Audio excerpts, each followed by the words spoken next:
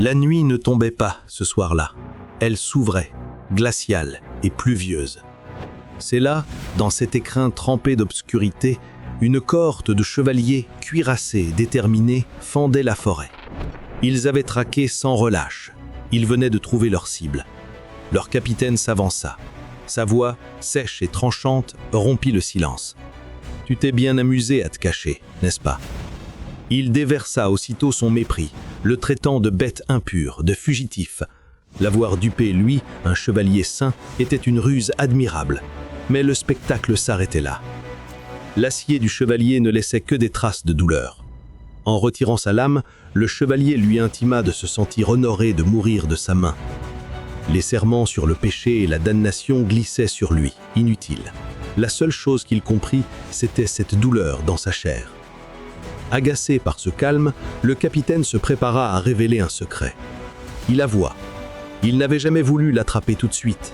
Non, il l'avait laissé courir, le laisser s'épuiser. Pourquoi ? Parce que ce vampire rare était un trophée inestimable, une prise garantissant une gloire éternelle à l'Église et à son nom. À cet instant, le fugitif comprit la loi. Ce monde est une jungle. La force décide de tout. Les puissants chassent, les faibles fuient. Et il avait toujours été le faible. Sa tentative de fuite ou de combat fut vaine. La lame l'atteignit de plein fouet. L'acier le traversa comme une sentence. Dans le flou de la douleur, il revit en un éclair les années de traque, les pièges, la peur. Le chevalier continuait de haranguer, affirmant que son existence seule insultait la foi. Alors, juste avant l'extinction, le vampire forma un vœu silencieux. Une seconde chance. La possibilité de réécrire son destin. Un dernier cri d'agonie déchira la nuit. Sa vie s'effaça. Puis, le souffle revint. Il se redressa brusquement, couvert d'une sueur froide. Le silence autour de lui n'était plus celui de la forêt. Son cou lisse, sans aucune trace. Il regarda ses mains, ses membres étaient intacts. Il était dans une tente, la sienne, la même qu'il occupait 6 mois avant le début de la traque. Il reconnut les marques gravées sur le bois. Il comprit. Il avait remonté le temps. Il serra les poings, réalisant l'ampleur de cette seconde vie. Ce ne serait plus une fuite.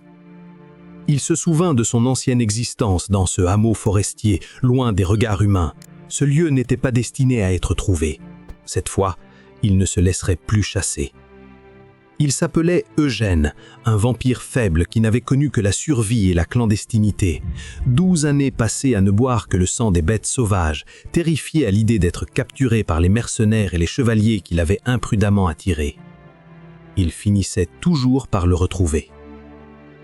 Aujourd'hui, de retour dans le passé, l'origine de ce miracle lui importait peu. Seule la règle comptait. Ne pas échouer de nouveau. Eugène prend une décision. Il sera assez fort pour n'être jamais vaincu. Il se dirige vers le marais.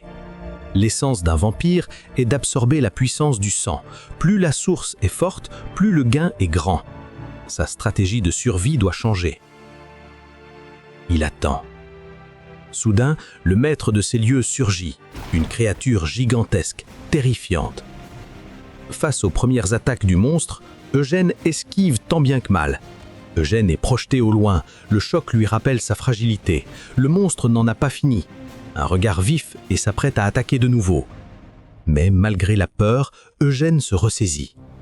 Il est prêt à se battre. Il lui faut une chose, une seule. Une coupure. Une entaille pour sifoler le sang et amorcer la croissance. L'ancienne méthode a échoué. Seule la puissance compte désormais.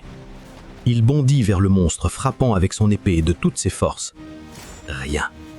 Sa lame ne pénètre pas la carapace. La carapace du monstre est plus qu'un blindage. Le monstre contre-attaque. Un coup de queue le projetant en l'air avant de le renvoyer violemment au sol. Eugène, meurtri, réalise son erreur. L'adversaire est bien plus puissant qu'il ne l'avait imaginé. Devant lui, le monstre ouvre sa gueule pour l'achever. C'est un Rohr, une bête des royaumes magiques dont le cœur contient une pierre d'énergie rare. Eugène voit en cette pierre le noyau de sa puissance. Mais l'écart est trop grand. Il a pris sa seconde chance avec trop de légèreté. Le monstre pourrait le tuer avant même qu'il ne puisse riposter. La créature déchaîne son énergie, créant une onde de choc dans le marais. Il pense croire qu'une seconde chance en amènera une troisième est une folie. Il ne commettra plus l'erreur d'une vie entière passée à ramper et à retenir son souffle. Cette fois, il luttera avec toutes ses forces pour survivre. Il saisit la gueule du monstre à main nue. Son corps faiblit, mais il refuse la défaite. Il sait que s'il perd, tout est fini. Il enfonce ses dents et absorbe le sang du monstre. Aussitôt, son corps subit un changement immédiat. Son corps retrouve une vigueur instantanément, mais ce n'est pas suffisant. Il enfonce sa main, il vise le noyau, car pour Eugène, la survie est toujours construite sur le sang des autres. D'un dernier effort brutal, il écrase la pierre de mana. À ce moment-là, le calme de la surface contraste avec le tumulte des profondeurs. Puis, une immense décharge d'énergie illumine le marais. Il s'était juré, s'il revenait, il choisirait la bataille. Avançant au milieu des débris, l'homme est transformé. Il a changé d'apparence. Il déclare qu'il est désormais le conquérant du sang et de la victoire. Plus tard, sous la lune, il analyse son nouveau pouvoir. Le mana absorbé était bien plus fort que prévu. Sa peau peut désormais se recouvrir d'écailles noires, une nouvelle armure. Il se souvient. Il avait déjà croisé ce Rohr. C'était lors de sa capture par des mercenaires. Dans la confusion, il avait bu le sang de la bête pour s'échapper une première fois. Mais même avec cette puissance, il sait, il n'est pas encore de taille. Il ne peut faire face aux chevaliers d'Irith et aux paladins qui viendront. Il doit devenir plus fort. Voyant qu'il fera bientôt l'aube, il s'apprête à quitter le marais. Pour lui, il est temps de préparer la guerre. À ce moment-là, des eaux purifiées du marais émerge une lueur bleue. Alors qu'Eugène se tient, transformé, une voix mystérieuse l'interrompt, le remerciant d'avoir abattu le faux maître. La créature le remercie, mais l'accuse aussitôt. Envahir son domaine et le souiller de sang est un péché. Elle se nomme la Grande Myriane, protectrice de ce territoire, et le menace d'une malédiction. La Grande Myriane se révèle. Elle est minuscule, une simple fée. Elle est si petite qu'elle doute qu'il puisse même la voir ou l'entendre. Eugène la fixe, non sans surprise. Sa seule réponse, « Qu'est-ce que tu es ?» La fée est choquée qu'il la voie. Il confirme qu'il a tout entendu. Elle se présente. Myriane, esprit de l'eau, esclave ici depuis 15 ans. Grâce à lui, le marais peut enfin retrouver sa pureté. Pendant que Myriane parle, Eugène observe son bras. L'un de ses tatouages, marque qu'il porte depuis ses premiers souvenirs, est en train de s'estomper. Sans passer, il n'a jamais su ce qu'elles étaient. Il s'est toujours concentré sur la survie. Il murmure « Est-ce un sceau et vient-il de se briser ?» Myriane, submergée après 15 ans de silence, s'affole, se plaint. Elle offre de le servir en naufrage pour le remercier, mais le liquide qu'elle produit n'est ni propre ni invitant. Eugène, sans même considérer l'offre, lui dit de s'écarter. Quelques jours s'étaient alors écoulés. Eugène approche d'un village appelé Broadwin. Soudain, un jeune homme déboule, hurlant « Le monstre aux yeux rouges est arrivé !» Le chef et les villageois accourent aussitôt. Devant eux, une pile colossale de gibier. Le monstre a livré sa chasse. Eugène vivait près de ce village depuis 10 ans. Redouté pour ses yeux écarlates, il était toléré car il apportait régulièrement de la nourriture. Une décennie de relations étranges. Eugène sort de la forêt, il demande la permission d'entrer. Il explique qu'il était malade, mais qu'il est guéri, et qu'en retour de l'aide indirecte qu'il a reçue, il souhaite rembourser sa dette. Les villageois sont confus, il leur dit de l'appeler en cas de besoin. Puis, il retire son masque. Le monstre aux yeux rouges était d'une beauté stupéfiante. La foule se fige, frappée de stupeur. Un demi-elfe, un noble, la transformation est totale, l'éclat qui se dégage est presque divin. Myriane, qui l'a suivi, l'interroge. Pourquoi tant de gibier ? Pour les fées, le vampire n'est que destruction. Pourquoi ce souci des humains, lui qui doit partir ? Eugène répond, sa veau est un plan. Parfois, il faut s'en soucier. Eugène informe que des mercenaires vont envahir le village et il doit les arrêter.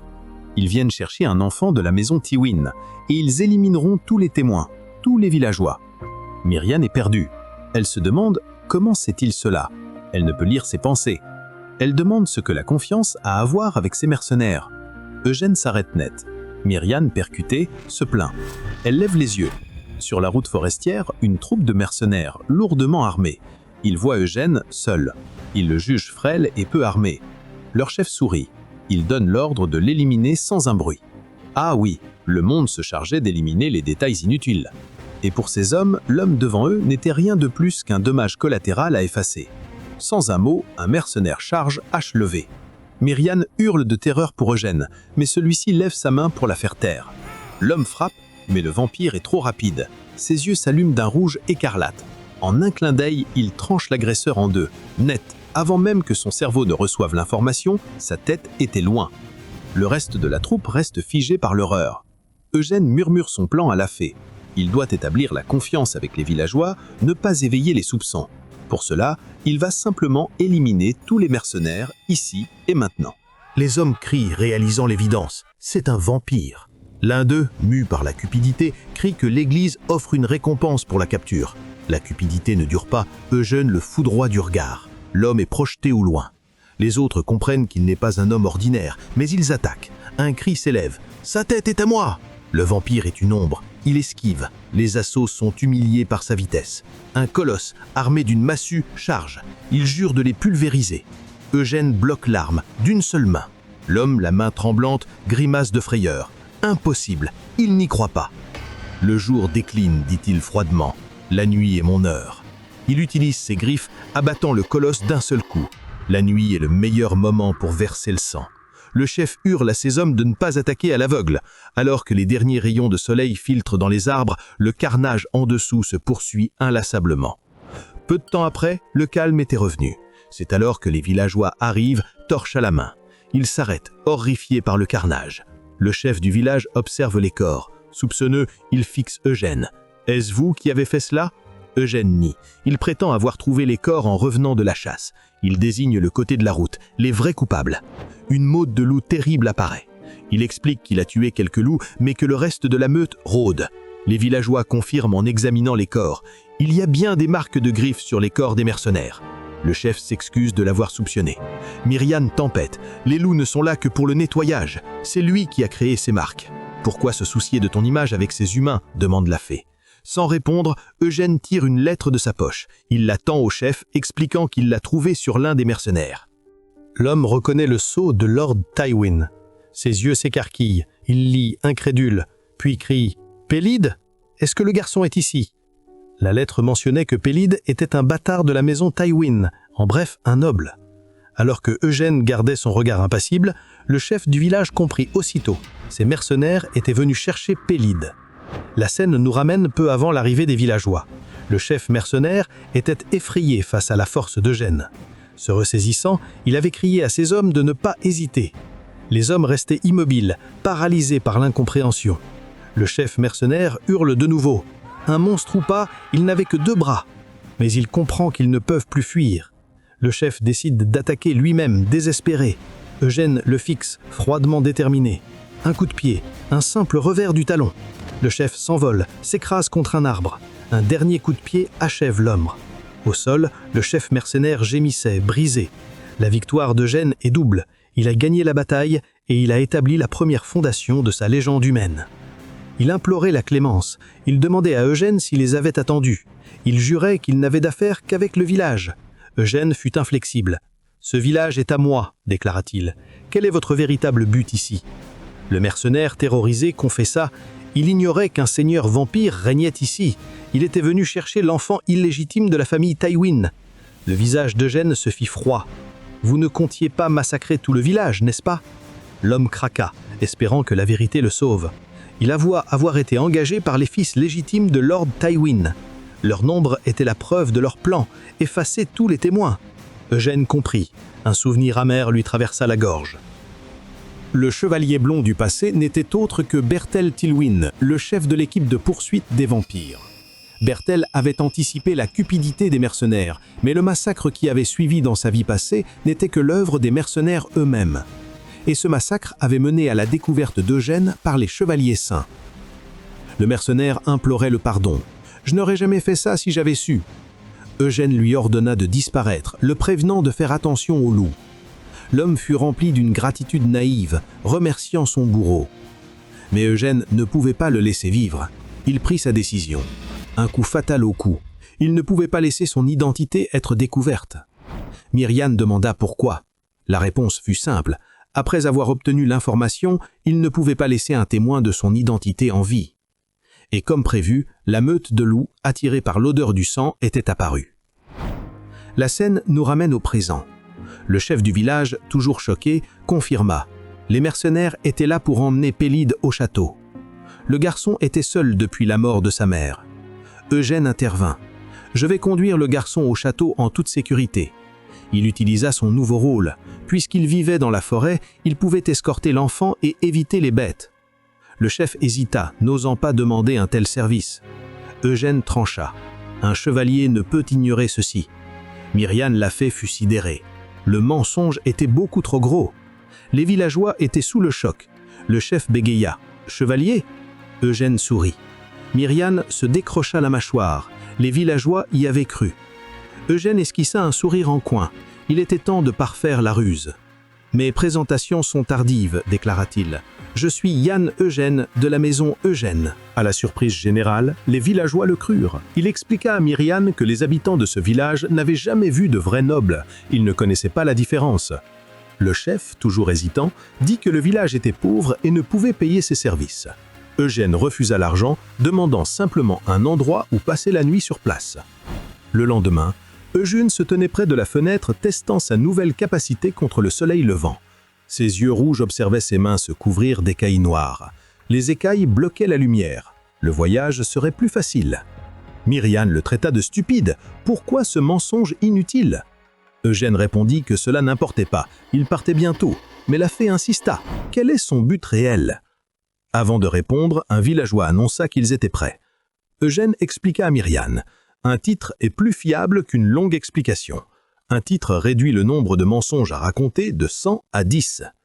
Il savait que les vrais nobles ne tomberaient pas dans un mensonge si grossier. C'est pourquoi, dès cet instant, il allait tout faire pour que ce mensonge devienne une réalité. Le chef lui tendit une lettre d'introduction. « Prenez soin de Pélide », déclara joyeusement. Le jeune Pélide se présenta, ravi. Eugène et Pélide quittèrent le village, s'engageant sur la longue route des montagnes. Le voyage commençait. En chemin, Eugène désigna un village. Bramis? Pélide confirma, lisant la plaque. Ils étaient sur la bonne voie. Eugène interrogea Pélide. Savait-il lire? Le garçon répondit que sa défunte mère lui avait appris. C'était l'homme qu'elle aimait qui lui avait enseigné les lettres à sa mère. Myriane suggéra alors à Eugène de se faire enseigner par Pélide. Lorsque Eugène lui demanda de l'enseigner, l'idée frappa l'enfant. Il demanda, surpris, pourquoi un chevalier ne savait pas lire. Eugène inventa une histoire de famille déchue, de malheurs anciens. Il marchait avec une dignité feinte mais affligée. Il savait qu'établir la confiance de Pélide couvrirait l'ensemble de ses mensonges.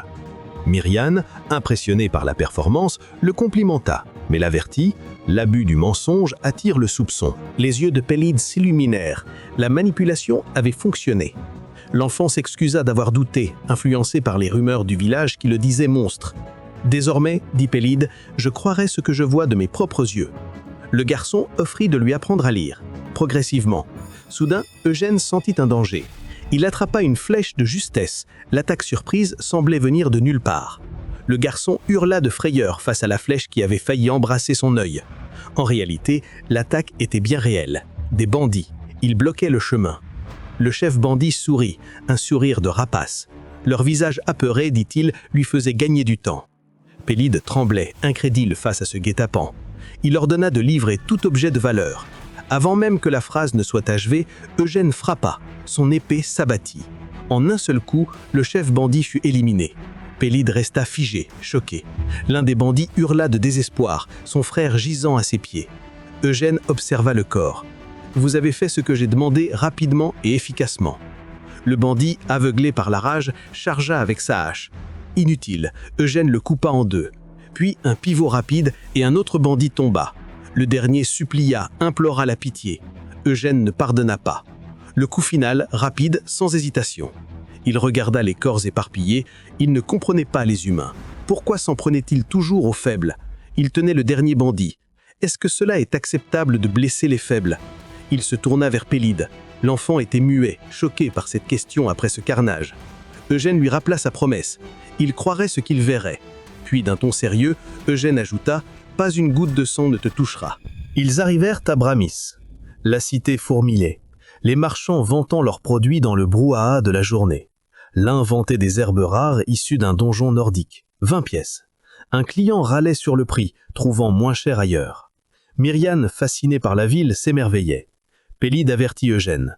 Les marchands de cette ville sont impitoyables. Le chef du village y perdait toujours son sang-froid. Eugène acquiesça en voyant le genre de scène pile devant lui. Il avait besoin d'argent avant de se soucier de l'honnêteté. Il laissa Pélide et s'approcha d'une boutique de cuir et de fourrure. Il présenta les peaux de loup noir terribles qu'il avait chassées. Le commerçant fut surpris par la rareté et la quantité. Il jaugea Eugène, de la tête aux pieds, observant ses vêtements usés. Un vagabond, sourit-il, une proie facile. L'homme proposa 18 pièces d'argent, prétextant que le cuir était endommagé. Le piège se refermait. Eugène laissa ses yeux rouges briller intensément. Le marchand tressaillit, frappé par la soudaineté et la froideur du regard. Le marchand était terrifié. « Pourquoi ces yeux si rouges ?» balbutia-t-il. Il bégaya que le cuir de loup terrible était rare, la quantité limitée. Il tenta un rire nerveux. « Calmons-nous, discutons, je serai généreux, 25 pièces d'argent et 3 sous. » Eugène le fixa, un regard froid et perçant. Le silence était son arme. Le marchand transpirait. Il augmenta l'offre, 25 pièces. Pélide, désespéré, observa incrédule la scène. Eugène restait muet. Le marchand craqua, 30 pièces d'argent. Le vampire accepta. Plus tard, au campement, Eugène tentait de lire un parchemin ancien. Pélide lui avait donné les bases, mais les lettres n'étaient que des gribouillis frustrants. Myriane commenta ses nouveaux vêtements, achetés avec l'argent de la vente. Ils étaient décents. Elle s'étonnait de la générosité du marché pour une première visite. Elle se plaignit. Il aurait dû exiger de la soie. Eugène répondit qu'il cherchait simplement quelque chose pour bloquer le soleil. La fée insista. Les vampires sont la noblesse de la noblesse. Ils doivent avoir de l'ambition. Elle, qui connaissait les mystères du royaume des esprits, lui conseilla d'étudier la littérature ancienne. Mais Eugène ne pouvait lire. Soudain, Pélide l'appela, le tirant de ses pensées. Le garçon, arborant un sourire, demanda « À qui parliez-vous » Eugène feignit l'indifférence. Il parlait juste seul. Il s'enquit de l'état de Pélide. Les gens ordinaires n'étaient pas habitués à voir des corps. Pélide répondit qu'il allait bien. Son sourire s'élargit. « Nous avons beaucoup de papier. Je peux vous apprendre à lire autant que vous voulez. » Ils passèrent la nuit au coin du feu, le jeune garçon enseignant le vampire. Eugène fut stupéfait par sa propre vitesse d'apprentissage. Pélide lui dit qu'il était extraordinaire. Après la leçon, Eugène demanda à Pélide s'il était prêt à devenir le fils d'un noble. L'enfant répondit que sa mère n'avait jamais vraiment expliqué la situation. Il avoua ne pas s'attendre à être accueilli à bras ouverts par Lord Tywin. À cet instant, des bruits de pas armés s'approchèrent, un groupe de mercenaires. Leur chef, un homme nommé Partek, les salua, demandant s'il pouvait poser une question. Eugène se leva, alerte. Partek nota qu'ils étaient de vrais mercenaires et demanda où ils se rendaient. Eugène, sachant que tout mensonge immédiat serait suspect, décida de dire une vérité partielle. Ils se rendent à la maison Tywin. Le mercenaire les informa qu'ils se rendaient également au château et demanda à camper avec eux. Un jeune mercenaire protesta. Partek le réprimanda, s'excusa pour l'impétuosité du novice. Puis il demanda à Eugène qui il était. Eugène se présenta froid et impassible. « Chevalier Yon Eugène ». Le jeune chevalier rit. Il n'avait jamais entendu parler de la maison Eugène. Avec un sourire narquois, il accusa le vampire d'être un imposteur. Eugène réalisa qu'il ne pouvait plus reculer. Il avait dit à Pélide qu'il était un chevalier. S'il reculait maintenant, tout se compliquerait. Il pensa « Je pourrais les abattre. Ils ne sont pas nombreux. » Son regard se fit vif. D'un coup de pouce, il s'apprêta à tirer sa lame. Soudain, Partek attrapa son novice, Rabban, à l'épaule. Puis, un coup de poing puissant en pleine figure devant tout le monde. Rabban voltigea avant de s'écraser au loin. Partek s'inclina, s'excusant pour la grossièreté de sa recrue. Eugène écarta l'excuse. « Trouvez juste un endroit. » Il savait que désormais, il serait constamment soupçonné. Pour éviter toute complication inutile, il devait faire de son mensonge une réalité. Il devait devenir un chevalier, et vite. Rabban se releva, hébété. Il demanda à Partek pourquoi il l'avait attaqué. Partek le traita d'idiot, lui disant de le remercier de lui avoir sauvé la vie. Partek expliqua. « On ne juge pas seulement par les apparences, Rabban. Il faut voir l'évidence. Sais-tu combien coûte cette cape ?» Il désigna la tenue d'Eugène. C'était un manteau de haute classe, renforcé de cuir de lycanthrope rare. Le moins cher valait plus de 10 pièces d'argent, soit 3 fois le salaire de Raban. Le fait qu'il sache lire confirmait, ce n'était pas un homme ordinaire. On dirait que le mensonge de Yann Eugène est sur la bonne voie, hein? Bref, revenons à l'histoire. Parthèque frissonna. Eugène était à un cheveu de dégainer. Nous aurions tous été morts. Raban, choqué, demanda comment il savait tout cela. Parthèque répondit qu'il avait vu Eugène se préparer à frapper, la main sous sa cape, prêt à tirer une lame. Une seconde de plus, et Raban n'aurait plus eu de tête. Parthèque poursuivit, Raban ignorait l'horreur que représente un vrai chevalier. On s'entraîne avec une épée en bois depuis l'enfance, on affronte des donjons inconnus. Seuls ceux qui versent beaucoup de sang et attirent le regard des seigneurs, seuls ceux-là sont adoubés lors d'une cérémonie grandiose. Usurper le titre est un crime, et un problème. Car celui qui se révèle chevalier à 20 ans possède un talent considérable. Raban, plus apeuré qu'impressionné, demanda « Est-il plus fort que vous, chef ?» Le chef acquiesça probablement, et il se rend à Tywin, où ce nouveau donjon va ouvrir bientôt. Eugène, qui avait tout entendu, réalisa le poids immense du titre de chevalier. Il nota aussi l'étrangeté. Pourquoi la famille Tywin embauchait-elle des mercenaires au lieu d'utiliser ses propres hommes? Pélide remarqua qu'Eugène se dirigeait vers eux. Eugène, tout sourire, s'approcha de Parthèque. « J'ai entendu que vous allez au château, et nous aussi. Pourquoi ne pas voyager ensemble ?» Raban et Parthèque, sidérés par la beauté d'Eugène, furent pris de court. Après plusieurs jours, ils atteignirent Martella, ville de l'état de Tywin. Eugène était soulagé, les mercenaires avaient accepté sa ruse, mais il savait que les vrais problèmes commençaient maintenant. Miriane apparut, elle avait espionné Parthèque. Ses révélations furent tranchantes.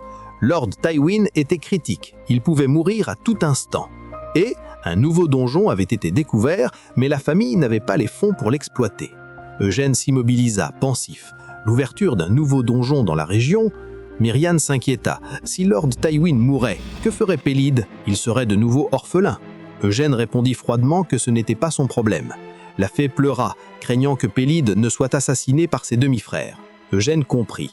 Lord Tywin avait convoqué Pélide pour le voir une dernière fois. Le destin d'Eugène et celui de l'enfant allaient basculer ensemble. Ils arrivèrent. Devant eux se dressait le majestueux château des Roses. L'immensité du lieu inspira le respect. Miriane était excitée. « Tu dois monter en grade et vivre dans un tel château. » Eugène lui ordonna de se taire et d'entrer. Ils avaient plus important à faire. Un garde les stoppa, demandant la raison de leur venue ici. Parthèque s'avança, s'identifiant comme mercenaire de la guilde Paline. Soudain, un homme blond intervint. Il se présenta, Camara, héritier de Tywin. Il demanda si la marchandise était dans le chariot. Parthèque confirma. Camara remarqua Eugène, immobile. « Et vous, pourquoi restez-vous là ?» Eugène se présenta, chevalier Yann Eugène. Camara fut surpris. Mais avant qu'il ne puisse présenter Pélide, une voix familière, glaciale, résonna. « Berthel !» Eugène reconnut aussitôt la voix. Le souvenir d'une douleur lancinante le frappa. Berthel s'approcha, arborant l'emblème d'une rose et une arrogance démesurée. Il était le protecteur du château, dit-il. Eugène ne pouvait oublier cette voix, celle de l'homme qui l'avait tourmenté. Il revoyait le passé, sa découverte, la traque incessante menée par Berthel dans les forêts de Dirith. Eugène fixa Berthel, Tywin. Haine, vengeance, le passé était là. Berthel était le second fils de Tywin, chevalier de lignée directe. Camara, son frère, demanda sarcastiquement ce qu'il faisait là. Berthel rétorqua qu'il comprenait parfaitement l'insinuation. Eugène coupa court à leur querelle avec un « et » sec et froid. Il tendit la lettre du chef du village, se plaçant sous un ordre formel. Berthel fut surpris d'entendre le nom du village, jaugeant Eugène avec suspicion. Au dernier moment, avant que Berthel ne prenne la lettre, Eugène le retira brusquement. Puis il tendit la lettre à Camara qui s'empara de la lettre. Camara reconnut le chef, mais Berthel restait méfiant. En lisant, Camara s'horrifia de la nouvelle de la mort des mercenaires. Il réalisa ensuite que le garçon à côté d'Eugène était le fils illégitime de leur père. Pélide se présenta timidement. Camara l'accueillit avec un sourire moqueur. Berthel, arborant un regard froid et amer, déclara que Pélide était attendu. Il ordonna aux gardes de l'emmener pour être lavé et habillé. Berthel se retourna avec un calme fin, empreint d'un mépris non dissimulé. Eugène intervint, arrêtant le départ de Berthel. Il exigeait de discuter de sa récompense d'abord. Il demanda une audience avec Lord Tywin. Le regard de Bertel devint haineux. Il refusa net. C'était impossible. L'état de leur père était critique, il offrait de l'or à Eugène pour qu'il parte. Eugène ne céda pas. Il insista sur les efforts déployés. Bertel le menaça. « Ne me forcez pas à me répéter ». Camara tenta d'intervenir en faveur d'une brève rencontre, mais Bertel insista que leur père ne pouvait recevoir un étranger. Les frères se mirent à s'insulter.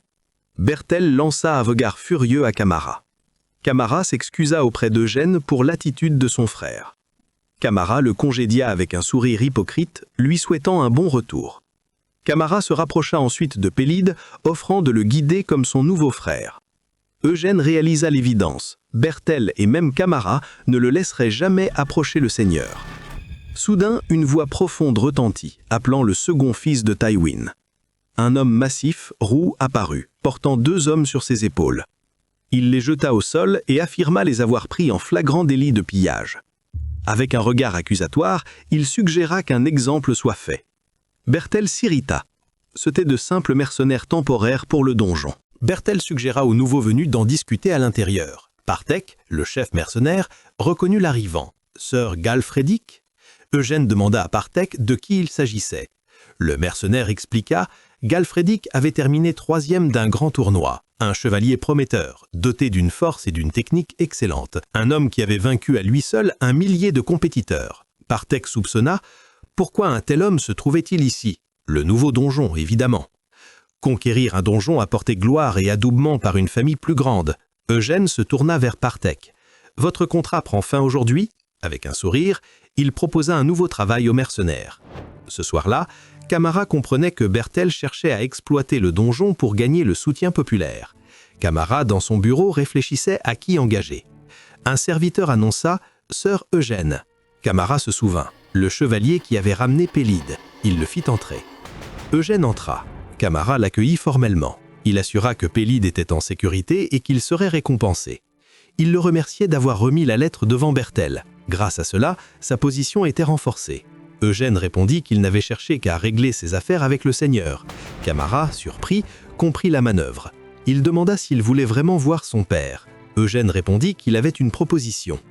Il voulait être inclus dans l'équipe de subjugation du donjon. Camara le fixa incrédule. Camara eut du mal à retenir un rire. Puis, le seigneur se mit à rire bruyamment. Un chevalier, vraiment? Camara se moqua, doutant de ses capacités. Il avait entendu parler des 5 bandits sur la route. Voulait-il seulement une réputation? Eugène répondit que la proposition n'avait aucun inconvénient pour Camara. Sa demande, 100 pièces d'argent et la moitié du butin du donjon. Camara fut perplexe.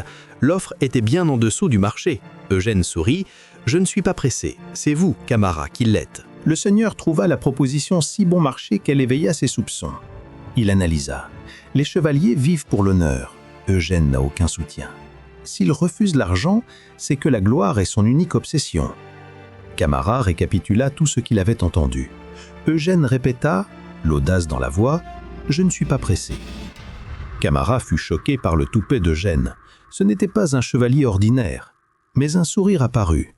Il savait où frapper. Camara accepta aussitôt. L'offre était trop belle pour être refusée. Il tendit la main pour sceller l'accord. À ce moment-là, Eugène se rappela les propos de Partec. Il connaissait une guilde qui achèterait les parties de monstres. Camara n'aurait qu'à céder les pierres magiques, difficiles à purifier. Ainsi, il n'aurait aucune raison de refuser l'accord. Quelque temps plus tard, Bertel se plaignait à Galfredic. Celui-ci renchérit. Le donjon n'était pas un terrain de jeu pour amateurs. Une erreur là-bas pouvait être fatale. C'était tuer ou être tué. Bertel insista sur l'absence de connexion de Camara auprès des nobles locaux. Il suggéra sournoisement à Galfredic qu'il parle lui-même à Camara. Soudain, Camara fit son entrée et présenta le nouvel arrivant, le chevalier Yann Eugène et son groupe de mercenaires. Bertel fut surpris de voir que l'homme qu'il avait chassé était un chef de mercenaires. Avec un sourire moqueur, il dit qu'il ne pouvait accepter un étranger sans compétences. Camara l'interrompit, se portant garant des compétences d'Eugène. Il affirma que son nouveau frère lui avait parlé des bandits de la frontière, tous abattus d'un seul coup de poignard. Soudain, Galfredic dégaina et lança un poignard sur Eugène. Le test. Eugène l'esquiva d'un mouvement vif. La lame lui effleura le visage. Puis elle finit sa course enfoncée dans le bois derrière lui. Galfrédic sourit. Son regard une provocation. Il s'approcha d'Eugène. Il s'excusa ironiquement pour la grossièreté de son geste. On dirait un jeune maître, avec cette peau pâle et fine, ricana Galfrédic. Montrez-moi ce que vous savez faire, chevalier. Un duel fut organisé dans la cour du château. La nouvelle se répandit comme une traînée de poudre. La foule s'enthousiasma pour le combat de Sir Galfrédic.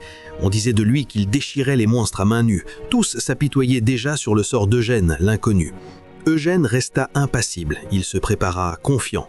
Galfrédic dégaina son épée, le fixant à un sourire confiant. Puis il se mit en position. Eugène resta un moment perplexe, lui qui ne connaissait rien à la chevalerie. Puis Eugène imita simplement le geste de Galfrédic et se mit en position. Galfrédic fut choqué par cette action inattendue. Un homme leva la main. L'affrontement était prêt. Aussitôt, la cloche géante ressonna. Le duel commença. Deux épées se croisèrent, des étincelles jaillirent. Le combat était lancé. L'écho du métal résonna dans la cour du château. Le choc était violent. Galfrédic souriait, un geste de la main invitant Eugène à se battre vraiment. Eugène enchaîna une série de coups repoussant Galfrédic. Rabanne s'exclamait excité, demandant si Eugène gagnait. Partek, l'air plus grave, observait. Sir Galfrédic se laisse repousser volontairement. Galfrédic analysa son adversaire curieux. Le style d'Eugène était brut, sans patron, sauvage, imprévisible. Galfrédic comprit que son adversaire ressemblait plus à quelqu'un ayant grandi dans la jungle. Galfrédic souriait, accusant le vampire de mentir sur son titre. « Tu n'as jamais été entraîné. » « Tu ne comptes que sur la force brute. » Eugène répondit que l'escrime n'était pas la seule chose qui définisse un chevalier. Il attaqua de toutes ses forces. « Tu parles trop. » Galfrédic sourit. « Alors, fais-moi taire. » Les coups s'enchaînèrent. Galfrédic utilisa sa puissance, repoussant Eugène. L'impact fut si violent qu'il dégagea une onde de choc. Berthel pensa qu'Eugène avait été mis KO. Mais, au milieu de la poussière, Eugène tenait toujours. Il eut un flash. Une aura sombre et mystérieuse se dégagea de lui. Le pouvoir du Rohr. Avec cette nouvelle force, il chargea Galfrédic. Le chevalier bloqua, mais sentit la différence. Son adversaire était plus rapide, plus fort. Il était impressionné. Eugène apprenait la danse du combat à une vitesse foudroyante. Il esquivait désormais avec aisance. La lutte s'intensifia. Les coups étaient trop rapides pour être suivis du regard. Le test de force commença. Les épées se brisèrent, l'acier tomba. Les deux hommes se fixèrent, souriant. Le combat devint corps à corps. La force brute déciderait de l'issue. Galfrédic fut choqué. Le corps plus petit d'Eugène cachait une force incroyable. Eugène admit, cependant, que la puissance pure de Galfrédic était supérieure. L'expérience était l'avantage de Galfrédic. Il devait attaquer. D'une rapidité inattendue, il tira violemment Eugène. Eugène perdit aussitôt son équilibre et s'écrasa sur le sol de la cour. Galfrédic sourit, prêt à achever le duel. Eugène, au dernier instant, prit appui sur sa main et évita l'attaque. L'échange brutal reprit. Galfrédic reconnut la vérité. Eugène n'était pas entraîné, mais il possédait un instinct de survie et une capacité d'apprentissage terrifiante. Soudain, Galfrédic murmura « J'ai perdu ce pari ». Eugène frappa, un coup décisif. Galfrédic fut projeté, s'écrasant contre le mur du château. Le bruit sourd signa la fin du duel. Le silence se fit un instant. Galfrédic se trouvait étalé dans les décombres. L'annonceur cria la victoire. Le vainqueur est le chevalier Yan Eugène. La foule explosa, stupéfaction et acclamant le nom de Eugène. Rabanne exulta, criant au monde que cet homme était leur nouveau chevalier. Galfrédic, au sol, le regard fixé sur le ciel, ne comprenait pas. Il était battu par un inconnu. Son silence était la preuve la plus éloquente de la victoire d'Eugène. Soudain, il se releva. Galfrédic, les yeux rouges et la rage non feinte, chargea. Eugène se retourna, se préparant au second round. Mais le chevalier s'arrêta net. Il sourit, leva le bras d'Eugène en signe de victoire et, à la surprise générale, réclama une salve d'applaudissements pour le vainqueur. Le chevalier commença à scander le nom d'Eugène. La foule suivit. Berthel était livide, l'incrédulité gravée sur le visage. Plus tard, un banquet somptueux fut servi dans les quartiers d'Eugène. Dès ce jour, le regard des gens avait changé.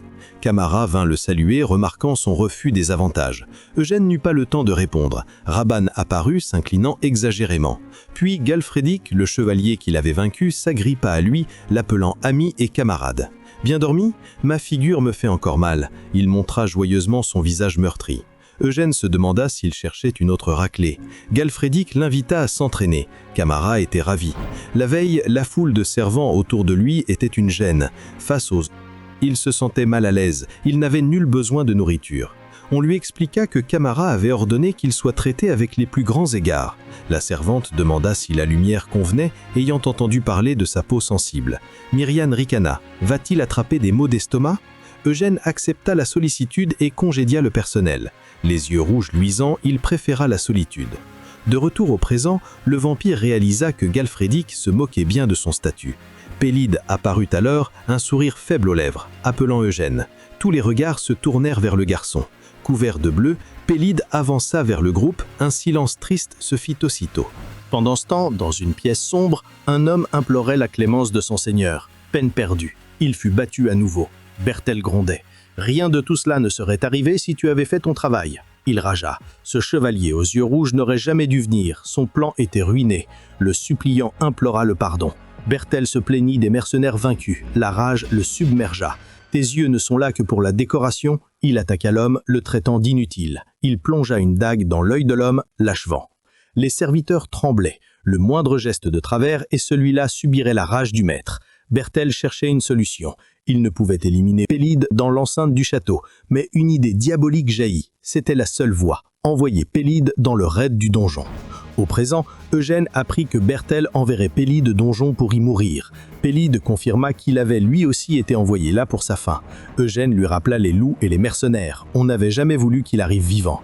Mais il y a un moyen de survivre à cela. Eugène offrit à Pélide de devenir son vassal. Le garçon avait 16 ans. Il pouvait choisir. Tu peux rester caché et attendre la fin ou combattre de toutes tes forces. Le jour de l'ouverture du donjon, personne ne savait quel monstre ils affronteraient. Galfrédéric expliqua. L'objectif est d'avancer le plus loin possible et de battre en retraite devant un monstre trop puissant. Il enverrait les éclaireurs en premier pour repérer les zones.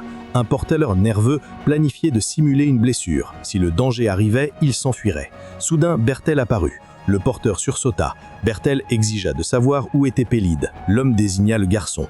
Bertel fut saisi de fureur. Pélide offrait une collation à Eugène. Revenez sain et sauf. Bertel s'approcha, la haine dans le regard. Il cria le nom de Pélide. Le garçon se tenait près d'Eugène. Bertel s'adressa à lui avec une colère glaciale. « Aurais-tu oublié ce que je t'ai dit ?» Bertel ordonna à Pélide de prendre son sac et de se mettre en position. Pélide l'ignora, restant immobile. Bertel, furieux, attrapa le garçon pour le tirer.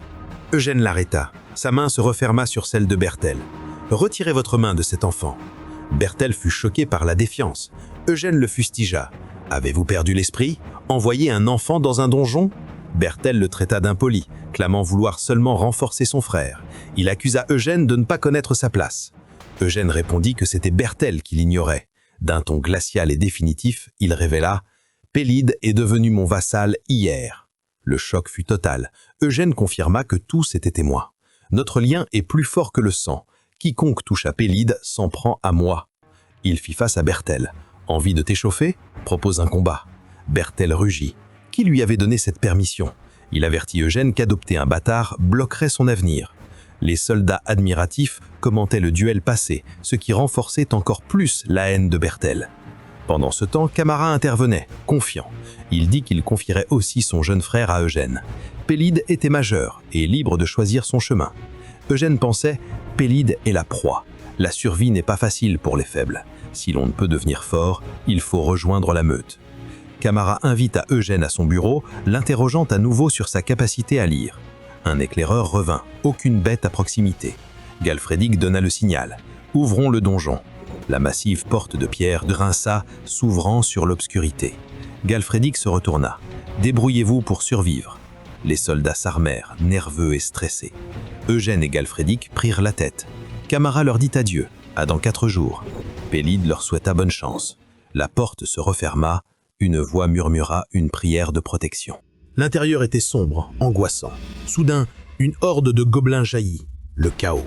Galfrédic et Eugène se battirent sans répit pour protéger les autres. Un soldat poussa un cri de frayeur, tétanisé par la peur et les monstres. Galfrédic lui hurla dessus. La formation n'était pas tenue. Il ordonna à un soldat de reprendre position, tandis que le soldat essaya de fuir. Les archers tirèrent vers la voûte. Mais l'onde de monstres était implacable. Le porteur, celui qui voulait fuir, réalisa son erreur. Il chercha à s'échapper, voulant fuir vers la sortie. Mais il ne trouva que plus de gobelins dans l'ombre. Il allait être submergé. Une lame le sauva. Galfrédic le traita d'idiot. Galfrédic gronda. Tu pensais qu'il n'y aurait pas de monstre vers la porte ?» Galfredic cria. « Rester groupé est la seule sécurité. » Il ordonna à l'homme de reprendre son épée et maintenir la formation. L'ordre était infini. Galfredic comprit l'ampleur du désastre. Leur groupe était pathétique. Comment gagner? Un soldat cria que les monstres attaquaient encore plus. Un autre hurla qu'ils arrivaient par derrière. Eugène se proposa de couvrir l'arrière. Il fonça. Galfredic cria « Attendez, c'est trop dangereux seul !» Eugène ignora l'avertissement et se précipita dans l'obscurité. Le chevalier resta figé. Eugène était un éclair. Puis, leur attention fut attirée par un bruit inquiétant. Soudain, un objet vola dans leur direction à toute vitesse. Le masque que portait Eugène était là, cassé. Galfredic hurla à Partec de le suivre, pour couvrir Eugène. Le chevalier était abasourdi. En quelques secondes, Eugène avait parcouru une distance folle. Soudain, Eugène revint. Il annonçait que l'arrière était dégagé et qu'il avait trouvé quelque chose d'intéressant. Galfredic fut sans voix. Ce n'était qu'une simple herbe luminescente. Le guerrier surdoué, capable d'une telle boucherie, ignorait l'existence des objets les plus élémentaires du donjon. Après la bataille, le groupe se reposa. Les blessés étaient soignés. Un soldat annonça que la collecte des pierres de mana était terminée. Eugène était déçu. Tant de monstres, si peu de gains. Il remarqua que les pierres étaient bleues, différentes de celles du Ror. Myriane apparut. Elle expliqua que la qualité de la pierre dépendait de la puissance du monstre. Les créatures du donjon pouvaient devenir des Rors, mais leurs pierres ne grandissaient pas. Elle lui rappela que le Ror qu'il avait consommé était unique. Eugène réalisa la chance qu'il avait eue de dévorer la pierre rouge. La fée suggéra « Si la pierre était si faible, cela impliquait la présence de monstres de haut rang plus loin ». La pause fut brutalement interrompue. Galfredic hurla de reprendre la formation. Il traita ses hommes de faibles, lâches. Lui et Eugène prendraient la tête. Personne ne fuirait. Eugène réalisa qu'il s'agissait aussi de sa première exploration de donjon. Galfredic vint le voir. Les mercenaires étaient inutiles. Il fallait qu'Eugène prenne la relève. Les prochains ennemis seraient d'un tout autre niveau.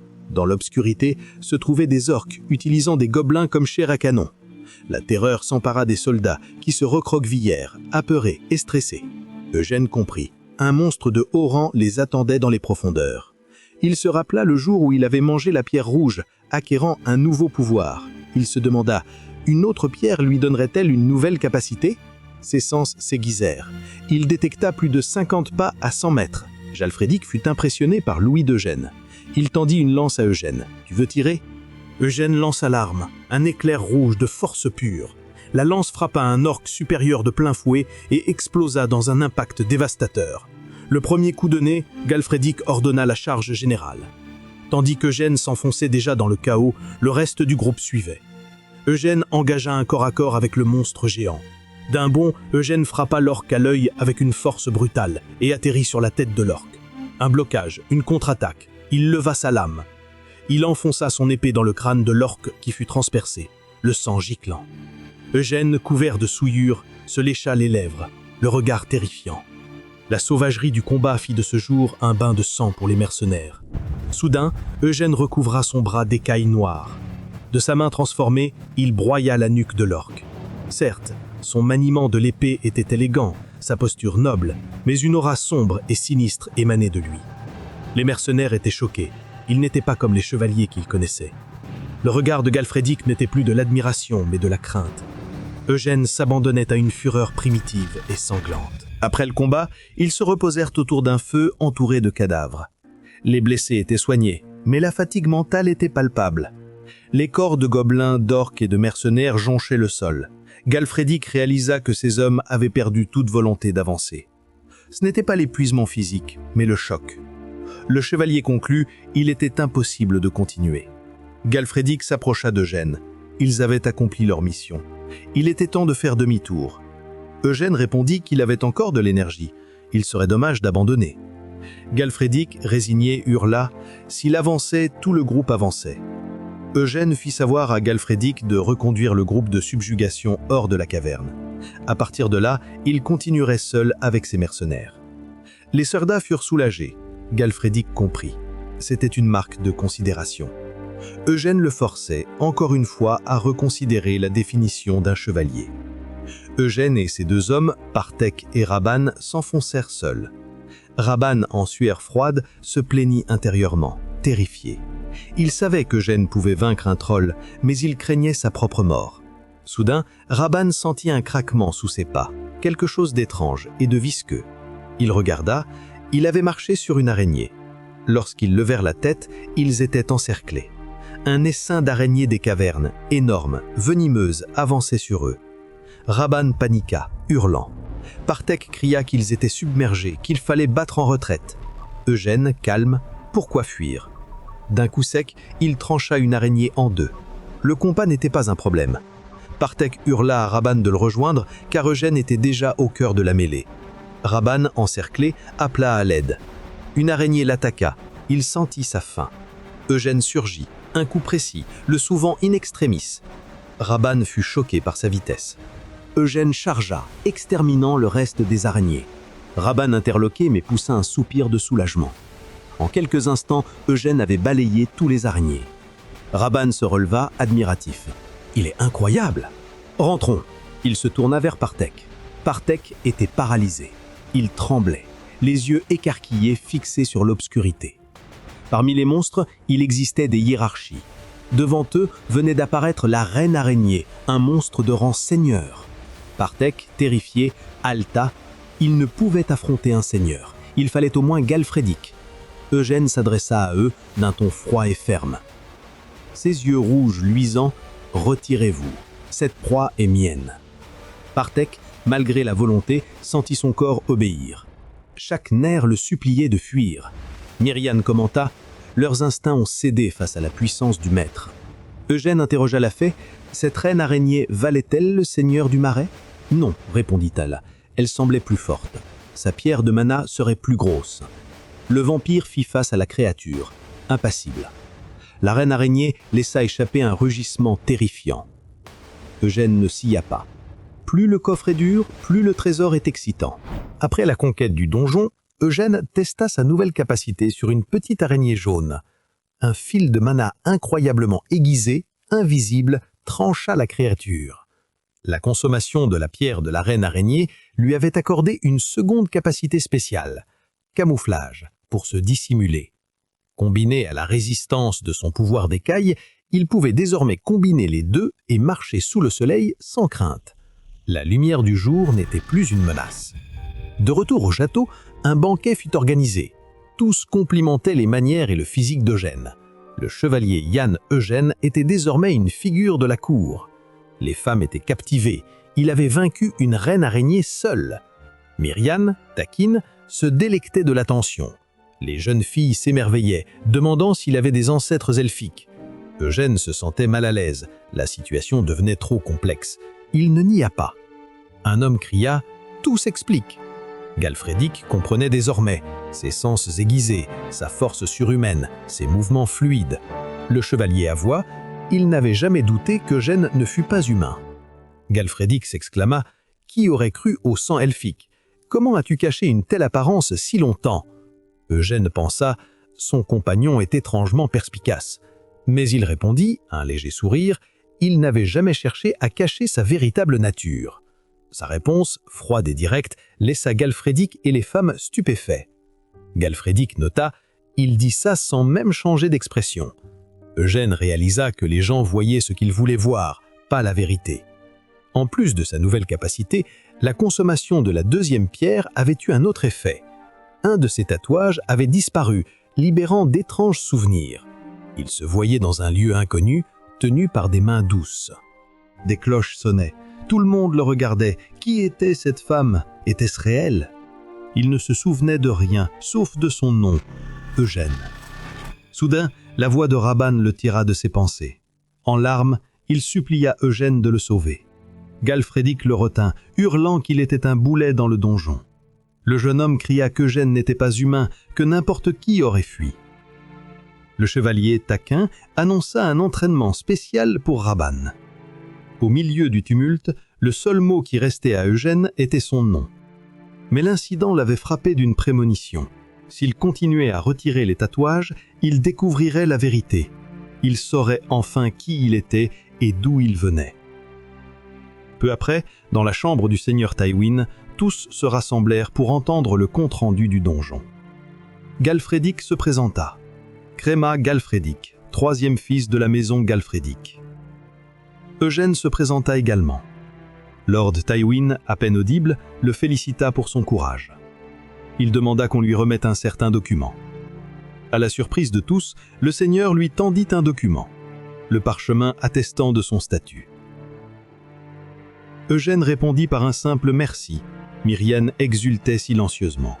Enfin, son mensonge devenait réalité. Soudain, le seigneur toussa. Camara se précipita. « Je ne peux fermer les yeux en paix en sachant l'ambition sombre de mon second fils, » murmura Lord Tywin. Camara le rassura. « Il dirigera le territoire avec fierté. » Lord Tywin secoua la tête. « Un territoire n'est rien. Prends soin du peuple. Un seigneur doit guider le peuple, pas la terre. » Dans ces derniers instants, il s'éteignit, Pélide à ses côtés. Eugène nota que certains pleuraient, pas tous. Eugène fit le tour de la pièce du regard. Tout le monde semblait partager la tristesse. Berthel, les yeux remplis de haine et de colère, la peine n'était pas universelle. À l'extérieur, Galfrédic s'excusa de partir. Camara comprenait. Le chevalier se tourna vers Eugène. « Vas-tu rester ici ?» Eugène répondit qu'il voulait retourner au donjon. C'était un gâchis d'abandonner. Galfrédic regretta. Le comte Evergrow l'aurait beaucoup apprécié. Le chevalier s'approcha, tendant la main pour les adieux. Galfrédic sourit. « Ce fut un honneur d'affronter un chevalier si puissant. J'espère que nous ne serons pas ennemis la prochaine fois. » Eugène lui serra la main, un regard d'admiration et de respect. Galfrédic s'éloigna. Rabanne fit un signe d'adieu. Eugène les regarda partir. Sa légende était scellée. Pélide était déconcerté. Eugène avait dit qu'il restait. Que ferait-il? Partec expliqua. Un chevalier chevauche. Ils allaient à la compagnie de commerce. Nous allons acheter un cheval, puis vendre le butin du donjon. Pélide, excité, proposa d'aider en tant qu'écuyer. La réponse d'Eugène le surprit. Il n'aurait pas besoin de lui, pour l'instant. Pélide ne comprit pas. La scène changea. Pélide travaillait d'arrache-pied au port animé de Marin, la plus grande cité marchande de Kailor. Il portait des caisses lourdes sous les ordres brutaux d'un contremaître. Rabanne se vantait auprès des dockers. Le butin appartenait au chevalier qui avait vaincu un troll vivant. La nouvelle se répandait. Rabanne cria à un marchand de ne pas manipuler la marchandise sans soin. Pélide, épuisé, pensait. Les négociations d'Eugène prenaient trop de temps. Eugène était en réunion avec un homme, Bill Moore. L'homme se présenta comme responsable de la vente des butins. Eugène fut surpris que Partec l'ait introduit auprès d'une compagnie majeure. Ce réseau lui serait utile, car il ignorait tout de ses affaires. Soudain, un homme fit irruption. D'une tape brutale, il écarta Bill Moore. « Qui est ce Eugène ?» Eugène et Partec furent immédiatement en alerte. Partec chuchota, c'était Grail, secrétaire du vice-directeur de la compagnie. Il venait probablement tenter de voler le butin à bas prix. Eugène comprit qu'il devait être prudent. Bill Moore tenta de calmer Grail, insistant sur l'accord. Grail ricana. La rumeur du chevalier vainqueur de trolls avait fait le tour du port, mais c'était sûrement une ruse de débutant pour gonfler le prix. Il offrit un contrat spécial, une manœuvre pour l'escroquer. Une étrange pression s'abattit sur Grail. Il fut terrifié par la présence d'Eugène. Le vampire le fixa, son regard froid. Grail se demanda ce qu'était cette pression. Il se présenta bégayant, parlant d'une grande opportunité.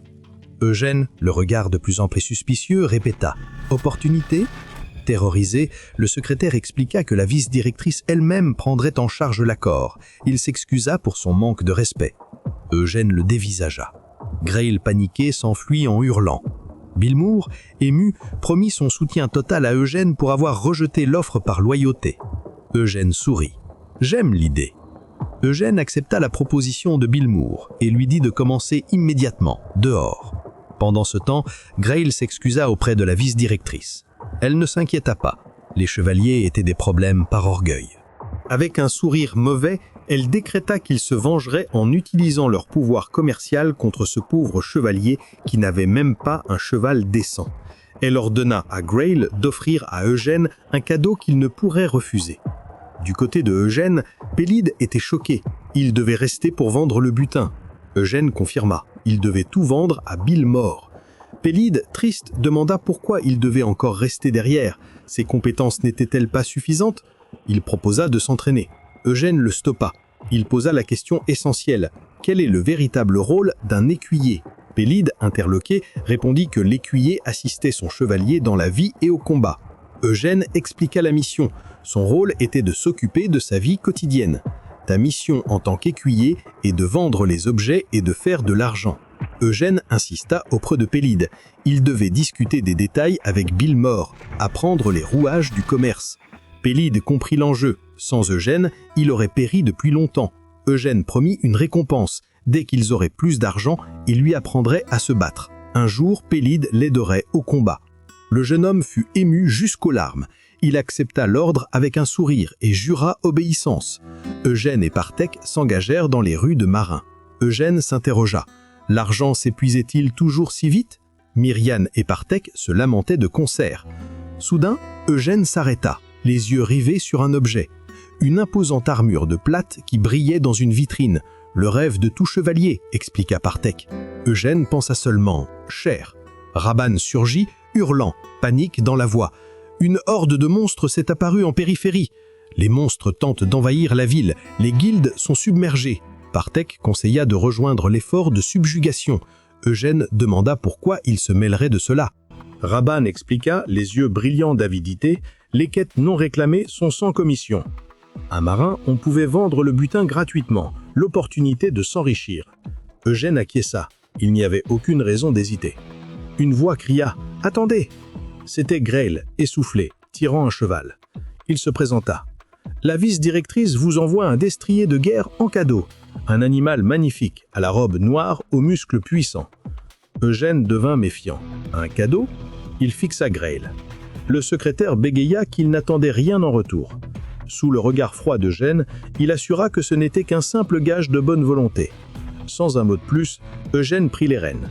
Remercie la vice-directrice.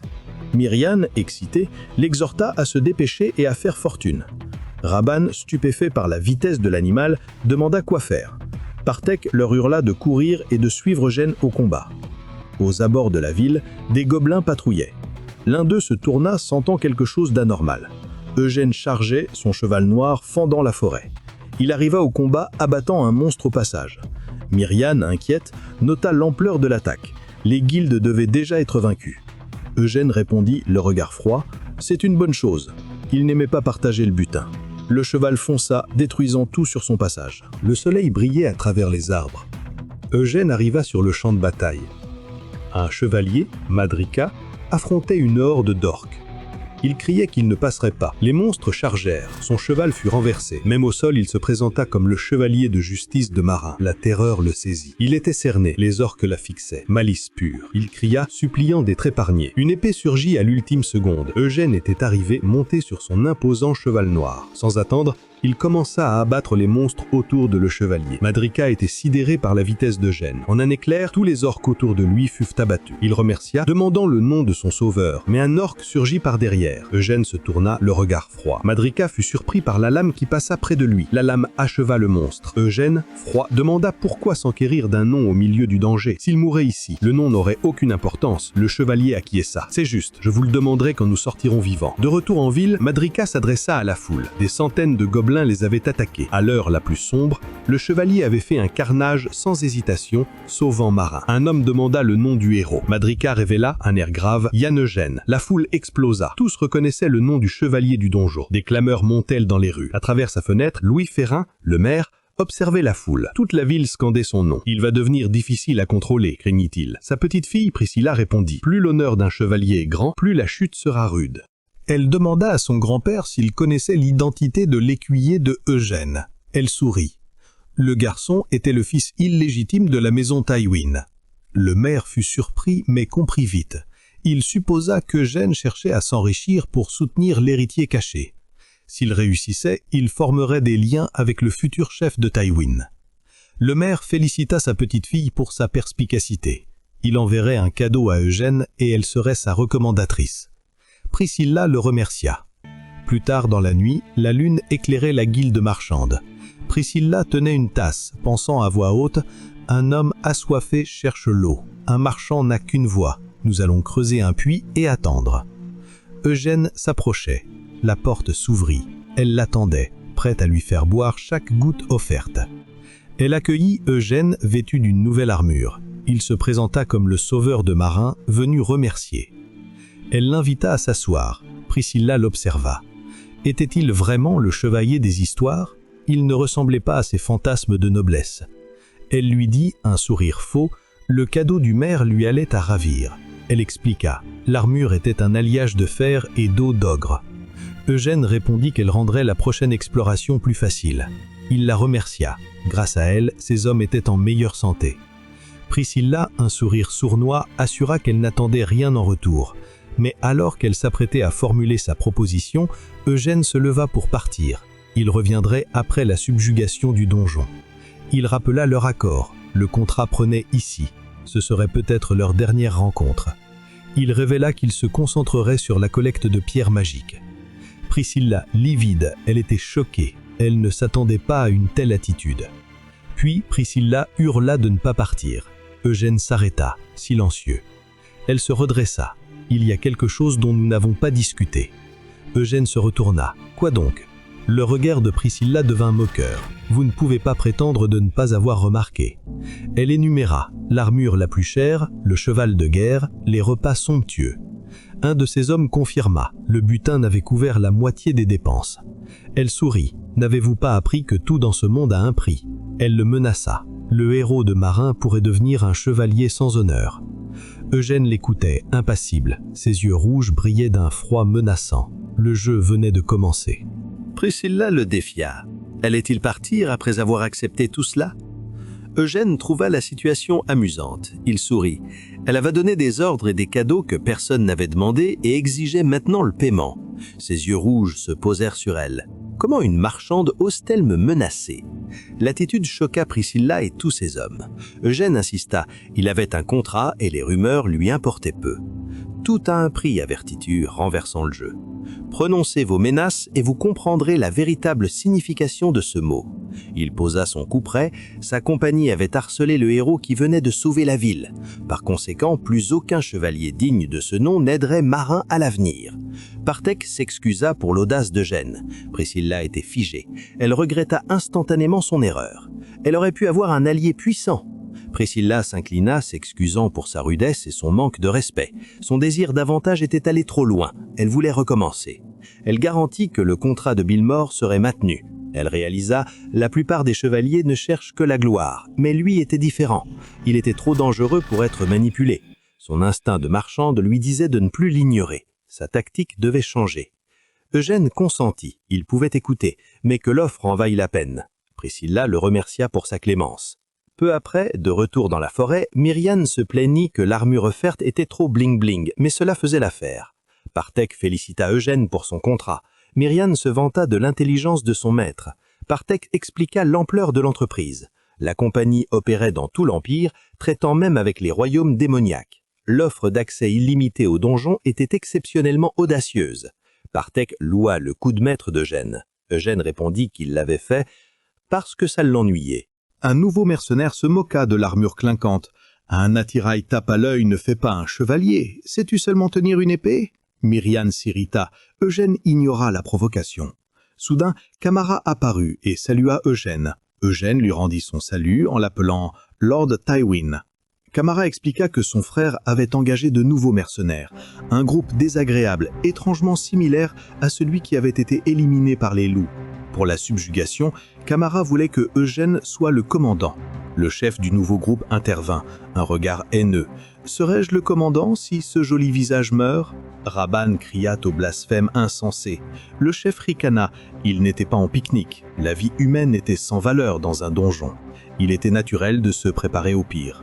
Eugène accepta. Si lui-même mourait, ce crâne d'œuf pourrait prendre le commandement. Myriane désigna l'homme chauve. Eugène confirma qu'il savait tout. C'était un coup monté par Bertel, jaloux, pour le faire assassiner dans le donjon. Les mercenaires, on pouvait lire la malice luire dans leurs regards. Avec un sourire diabolique, Eugène pensa « Ce sera amusant de tout ruiner ». Dans le donjon, Eugène se lança.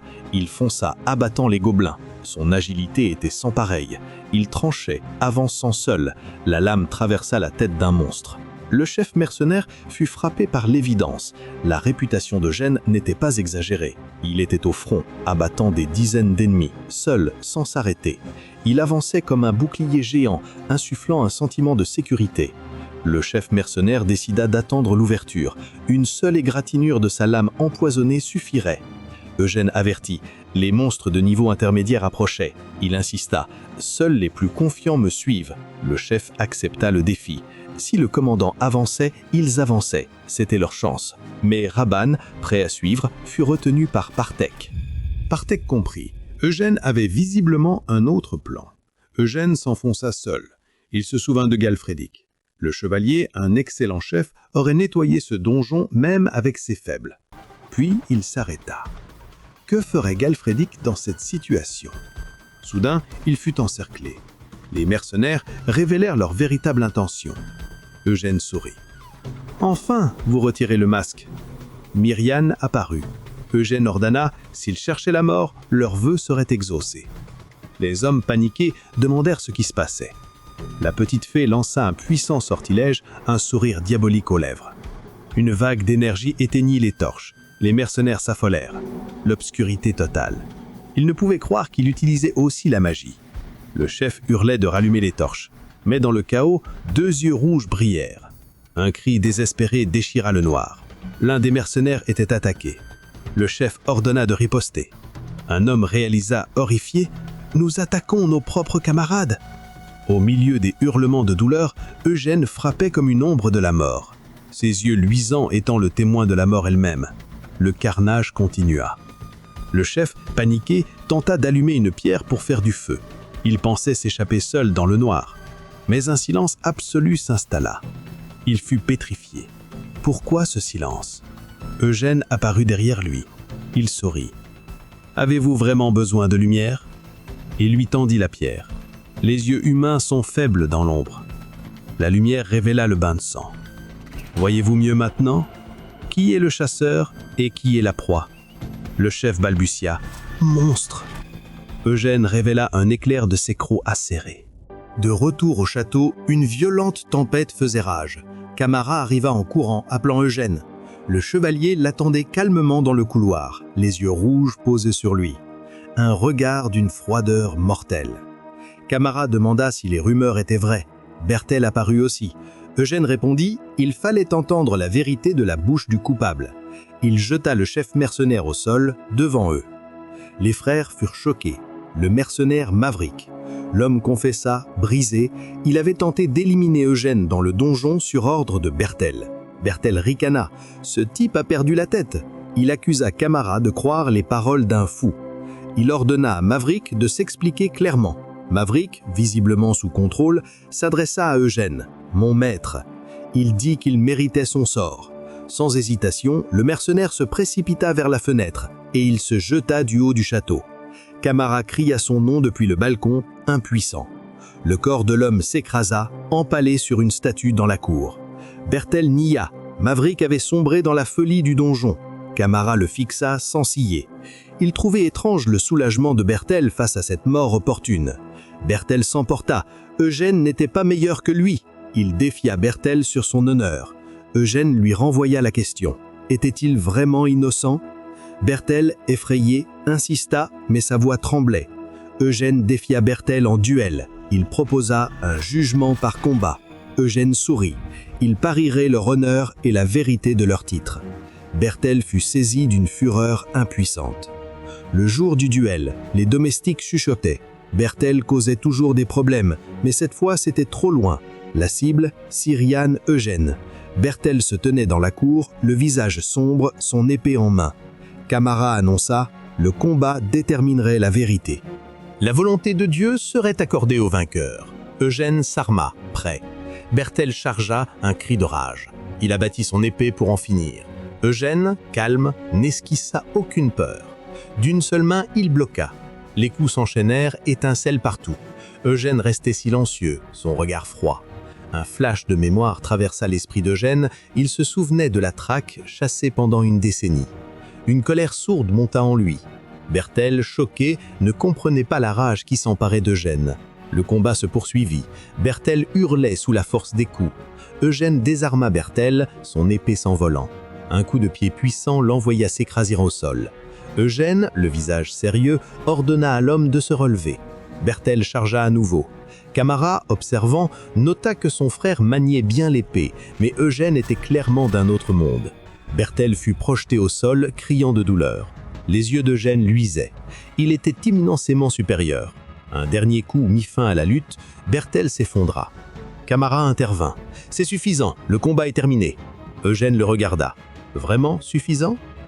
Camara lui intina de reculer, déclarant Cyrian Eugène vainqueur.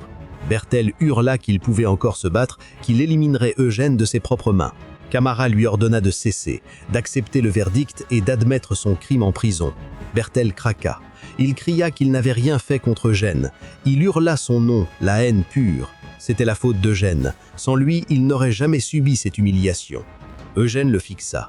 Une lumière bleue traversa l'air. Le corps de Berthel s'effondra. Il ne comprenait pas. Son corps refusait d'obéir. Eugène parla. « Tu aurais dû saisir la dernière chance que ton frère t'a donnée. » D'un coup final, Eugène acheva Berthel. Partek et Raban restèrent muets, témoins de la scène. Eugène se détourna, marchant vers la sortie de la cour. Camara regarda le corps de son frère, la tristesse sur le visage. Le lendemain matin, l'air frais frappait les quais. Myriane se plaignit, il avait gâché son premier vampire. Myriane ne comprit pas pourquoi il l'avait d'utiliser, puis jeté. Le vampire expliqua que cet homme avait un esprit faible, incapable de gérer sa nouvelle nature. Le garder aurait révélé sa propre existence. Je n'épargne pas ceux qui montrent les crocs. Myriane le traita de froid. Les vampires devaient avoir d'innombrables esclaves. Eugène écarta l'idée.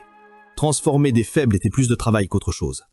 S'il rencontrait quelqu'un qu'il appréciait vraiment, peut-être. Une clameur annonça l'agitation autour de Lord Galfredic. Eugène arriva à la guilde. Priscilla fait surprise. Bill Moore le félicita pour le donjon. Sans préambule, Eugène demanda ce qui était arrivé à Galfredic. Priscilla expliqua, l'air grave. Il y a 2 semaines, Galfredic avait participé à une subjugation et avait disparu seul dans un labyrinthe dans le territoire du comte Evergrow. Eugène se dirigea vers le lieu, déterminé à chercher son ancien camarade. Dans une ville voisine, il pénétra dans un manoir. Eugène fut accueilli par un noble. Lord Jeban, l'aîné de la famille Evergrow, l'accueillit avec chaleur. Jeban expliqua que l'avidité de Galfredic l'avait poussé à s'aventurer seul dans les niveaux supérieurs. Eugène répéta les mots, le regard suspicieux. Jeban confirma que le lieu était inviolé depuis 100 ans. C'était le domaine du maître du labyrinthe. Un autre homme intervint, se plaignant que Galfredic avait causé des ennuis. Jeban le présenta, Sir Lugitz, chevalier du domaine. Lugitz salua Eugène, rappelant qu'il avait entendu parler de leur duel. Il sourit, ils avaient un point commun. Il était lui aussi vainqueur du tournoi familial, ayant vaincu Galfredic. Jeban s'excusa, insistant sur la valeur du chevalier disparu. Il demanda si l'amitié entre Eugène et Galfredic était profonde. Eugène confirma, malgré lui. Myriane en était morte de rire. Jeban promit son soutien total, mais si les recherches duraient plus d'1 mois, Galfredic serait déclaré décédé. 3 semaines étaient déjà passées. Il n'y avait plus d'espoir. Eugène, le regard déterminé, se leva immédiatement. Il devait partir. Jeban demanda à Eugène de se reposer, promettant une équipe de subjugation prête dans 3 jours. Eugène le remercia, et Jeban ajouta qu'ils allaient engager une mage pour les recherches. De retour en ville, Myriane se plaignit des manières grossières de Lugitz. Eugène pensait qu'il y avait anguille sous roche. Galfredic était sur le point de recevoir un titre. Il n'avait aucune raison de prendre un tel risque.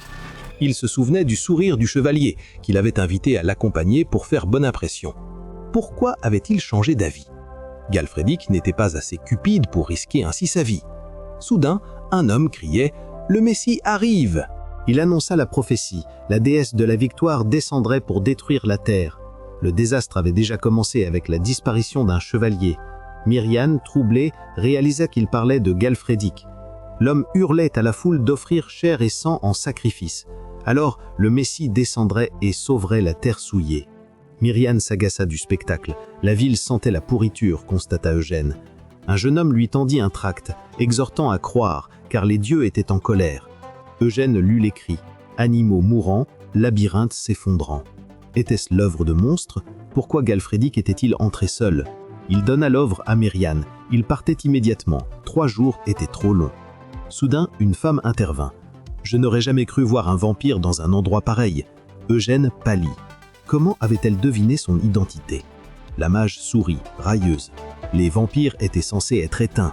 Et ils marchaient en plein jour. La rage submergea Eugène.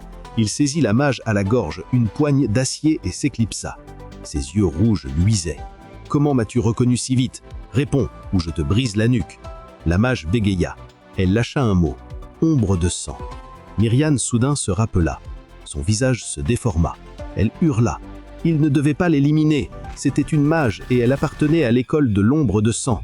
C'était un ordre de mages qui servait les vampires depuis des générations. Sous l'emprise, la mage s'évanouit. En se réveillant, elle se plaignit. On ne pouvait parler sans respirer. Eugène s'excusa. Il commençait à ressembler à un vilain. Elle se présenta. Sérénoa Romari, de l'école de l'ombre de sang. Leur nature leur permettait de sentir la présence d'un vampire. Même si elle ne savait qu'il était un vampire, elle le cherchait à la demande de Géban. Eugène pensa, quand il trouverait Galfrédic, il allait lui faire fermer la bouche. Sérénoa révéla qu'elle était dans le groupe de subjugation lorsque Galfrédic avait disparu. Elle expliqua qu'elle s'était inscrite pour des butins. Tous avançaient avec confiance, malgré la réputation du labyrinthe. Puis, la terre trembla, un tremblement de terre. Le sol s'effondra. Sérénoa faillit tomber, mais Galfrédic, qui couvrait l'arrière, l'attrapa. Il la sauva, mais tomba dans l'abîme à sa place. Après avoir échappé, elle entendit les autres blâmer le chevalier. Ils l'accusaient d'avoir ouvert le passage vers les niveaux supérieurs, causant le désastre. Elle avait pensé révéler la vérité à l'ami de Galfrédic. Eugène réalisa. L'histoire de Géban était fausse. Le seigneur avait menti. Sérénoa ajouta. Dans l'abîme où le chevalier était tombé, elle avait vu quelque chose d'étrange. Un œil gigantesque était dessiné. Elle confirma que c'était le même symbole que celui des cultistes dans la ville. Dans un endroit sombre, les cultistes vénéraient l'image de l'œil. L'un d'eux chuchota, le messie du salut allait bientôt s'éveiller. À l'entrée du labyrinthe, les provisions étaient prêtes. Lugite interrogea Eugène sur ses sentiments à l'idée de retrouver son camarade. Eugène répondit. Il espérait seulement ne pas avoir à ramener un corps. Lugite rit. Galfrédic n'était pas du genre à céder facilement. Eugène pensait. Il voulait entrer plus tôt, mais il devait surveiller ce scélérat de Lugite. Eugène savait que le chevalier avait survécu 3 semaines. Il pouvait tenir 3 jours de plus. Soudain, des Templiers, des moines guerriers de Evergrow apparurent. Ils saluèrent Eugène, honoré de servir aux côtés d'un chevalier aussi pieux. Myriane étouffa un rire hystérique, un vampire pieux. Lugite, surpris par l'intérêt des Templiers, ricana. « Seriez-vous une sorte de paladin ?» À l'entrée du labyrinthe, Eugène s'isola avec Partec. Le camp était monté. Eugène ordonna de rester vigilant. Myriane était fascinée. Le lieu était saturé d'énergie d'eau. Partec expliqua que cet endroit était conçu pour la survie. Eugène pensa que, en cas de besoin, il pourrait s'y cacher. Lugite apparut, l'endroit parfait pour les vauriens qui se cachent. Il loua les compétences d'Eugène, le pressant de faire preuve de patience et de ne faire confiance qu'à lui-même. Eugène lui rappela que pour un lieu cartographié, il subissait beaucoup de pertes. Lugite rit. Ce ne sont que des sacrifices offerts au labyrinthe. Les yeux rouges d'Eugène s'illuminèrent. Un puissant tremblement de terre secoua la structure entière.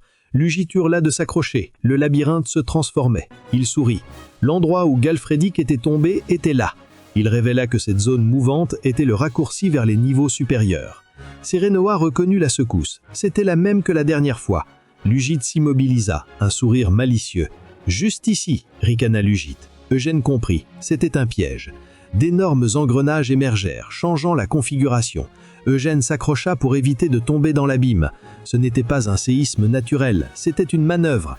Sérénoa l'appela, pointant quelque chose dans le vide. Eugène plissa les yeux choqués. Il vit Galfrédic ligoté et gravement blessé. Sans réfléchir, il se précipita. Il atteignit son ami. La gravité des blessures était terrible. En prenant le pouls du chevalier, Galfrédic était encore vivant. Myriane le mit en garde. Une présence lourde émanait du sol. Un fort courant d'air surgit de nulle part. D'où venait ce vent puissant? Du fond de l'abîme, une lumière rouge jaillit. Des yeux incandescents, une créature gigantesque s'éleva, enveloppée de flammes violettes. Le redoutable Minotaure, maître de ce labyrinthe, se tenait devant eux. Sérénoa hurla de terreur. Eugène lui ordonna de protéger Galfrédic. Le Minotaure attaqua. Eugène bondit, esquivant les pierres. Il déchaîna sa puissance, une lumière rouge l'enveloppant. Le Minotaure riposta, griffant. Il brandit sa hache, prêt à frapper. Eugène se préparait au pire. Une lumière rouge s'intensifia. La créature lança une attaque dévastatrice. L'onde d'énergie détruisit tout, projetant Galfrédic. Le chevalier fut éjecté dans les airs. Eugène, horrifié, plongea pour le sauver. Il tendit la main, mais il était trop tard. Galfrédic sombra dans l'abîme. Il fut stoppé net par un sortilège. Ses yeux luisaient. Que signifie ceci? Sérénoa l'avertit. C'était un minotaure de haut niveau. Même un vampire serait anéanti en l'affrontant de front. Eugène lui lança un regard furieux, ses crocs apparents. La mage sentit la pointe de la lame près de son visage. Eugène l'appela par son nom menaçant. Elle s'excusa. Elle ne pouvait laisser le vampire se jeter dans la mort. Attaquer le Minotaure n'offrait qu'une chance minime. S'il voulait sauver le chevalier, il devait garder la tête froide. Elle s'interrogeait. Le labyrinthe était-il assez vaste pour abriter un Minotaure? Derrière Eugène, une lumière bleue apparut sur le mur. Logitz, étonné, ne savait pas que la mage maîtrisait la magie de terre. Elle la traita de marginale, insistant qu'elle avait survécu grâce à Galfrédic. Sérénoa le fusilla du regard, hurlant son nom avec haine. Elle se souvenait de la rapidité de l'événement et se sentait coupable. La rage déforma le visage d'Eugène. Il réalisa que Lugitz était la source de tout. C'était lui qui avait transformé Galfrédic. Lugitz le saisit. « J'ai simplement amené un ami pour montrer à Lord Jeban à quel point il l'aimait. Et tu m'accuses? Mal appris ?» Eugène sentit une aura étrange. Quelque chose n'allait pas. Il se prépara à frapper. Eugène tira le gant de Lugitz. Un tatouage étrange s'illumina sur la main de Lugitz. Sérénoa comprit. Cette force monstrueuse n'était pas la sienne. Une aura violette émana du chevalier. Elle expliqua. Ce symbole était un pouvoir hérité. Une magie interdite qui transfère la puissance d'êtres non humains à des humains. Lugitz ricana. La magie interdite n'était qu'un mot inventé par ceux qui voulaient le monopole. Eux étaient les élus, destinés à survivre lorsque le désespoir s'abattrait. Eugène, le visage grave. Tu as volé la force de quelqu'un pour vaincre Galfrédic et tu t'en vantes? Il allait lui montrer sa place. Une aura rouge émana du corps d'Eugène. Les deux énergies se heurtèrent dans une explosion massive. Sérénoa fut impressionné. Un vampire normal pouvait-il émettre cela? Lugitz sourit. Je ne suis pas le seul à cacher mon pouvoir. Il asséna un coup de poing puissant. Une aura violette enveloppa sa main. Lugitz avertit qu'il ne se retiendrait pas. Sérénoa et Eugène furent projetés au loin, hurlant. Lugitz triompha. Tous les pièges du labyrinthe étaient exposés. Il ordonna à Eugène de tomber en silence. Eugène cria le nom de Sérénoa. La mage, malgré la douleur, invoqua un bouclier magique. Lugitz regarda Eugène, un regard déterminé. Le vampire se prépara à frapper. Le chevalier se cacha derrière un mur. Soudain, Eugène frappa. Son épée frappa le visage de Lugitz. Lugitz pensait. Les rumeurs étaient vraies, mais sa force dépassait l'entendement. Utiliser Galfrédic comme appât avait été le bon choix. Lugitz sourit. Le sacrifice final sera offert. Le cercle magique de Sérénoa se brisa. Elle hurla, avertissant que la magie ne fonctionnait plus ici. Elle vit Eugène s'éloigner et cria. Elle se sentit coupable de s'être impliquée. Elle se demanda quel enfer était ce lieu. Elle aurait dû fuir. Sérénoa vit Eugène, tenant Galfrédic dans ses bras. Le chevalier était ensanglanté, inconscient. Eugène la fixa, le regard implacable. Il lui demanda une exigence muette. « Peux-tu le sauver ?» La mage, effrayée par l'intensité de ses yeux, se tut. Elle se résigna. Elle ferait de son mieux. La magie se déploya pour guérir le chevalier. Myriane apparut. Elle cria. Il n'y avait aucune issue. C'était la fin du labyrinthe, une salle de boss isolée. C'était ce dont elle voulait l'avertir. Elle ne pouvait rien contrôler ici, même pas l'eau. La mare de sang sur le sol avait une consistance étrange. Eugène fixa le bassin, un air grave. Ses yeux, étaient-ce ceux que la mage avait vus? Il demanda pourquoi elle ne pouvait pas contrôler ce bassin. Soudain, un monstre de sang commença à émerger. Il s'éleva, fixant Eugène d'un regard vide. Eugène ordonna à Myriane de trouver une échappatoire. Il fit face à la bête gigantesque, et le Minotaure se régénéra, se remettant sur pied. Sérénoa continuait de soigner Galfrédic. Eugène, les yeux rouges, prit sa décision. Il devait immobiliser le monstre. Il chargea, son épée visant le Minotaure. Le pouvoir du Minotaure se déploya. Des griffes écarlates apparurent. Eugène frappa, mais le Minotaure ne réagit même pas. Eugène frappa encore. L'assaut fut vain. Son épée se brisa, il serra la lame brisée. La créature prépara une attaque. Une lumière jaune s'accumula dans sa gueule. Eugène esquiva le souffle d'énergie. Il bondit, visant un combat rapproché. Il réalisa qu'une épée normale ne ferait pas la moindre égratignure. Sa main s'illumina de rouge. Il se fabriqua une lame de sang. Armé de sa nouvelle épée, il s'apprêta. Il utilisa une lance de sang et chargea. Il esquiva une attaque, contre-attaqua. L'échange de coups fut violent. Eugène, l'écrou apparent, frappait de toute sa force. Le Minotaure répliqua. L'arme de la bête s'abattit. Le sol se fissura. Eugène fut projeté loin, s'écrasant contre la paroi de la caverne. Sérénoa suppliait Galfrédic de s'éveiller. Eugène comprit. La mage avait raison, il ne pouvait vaincre. Ce monstre était d'un niveau trop élevé. La créature le fixa, les yeux emplis de malveillance pure. Le monstre utilisa son pouvoir ultime. Des griffes surgirent. Le Minotaure frappa. Eugène fut transpercé de coups. Sérénoa hurla son nom. Battu, Eugène fixa le monstre avec rage. Il se souvint de cette impuissance, ressentie pendant 10 ans. Le Minotaure attaqua avec ses griffes de sang. Mais pourquoi la douleur était-elle plus vive qu'avant? Un hurlement d'agonie. Il fut projeté sur le sol. Étendu, il attendait le coup de grâce. Pourquoi se battait-il si fort? Galfrédic s'éveilla. Il vit Eugène à terre, couvert de blessures. Le chevalier le fixa, sidéré. Il se demanda pourquoi Eugène risquait autant pour le sauver. Eugène peut-il vraiment venir à bout de Minotaure? Laissez votre avis en commentaire.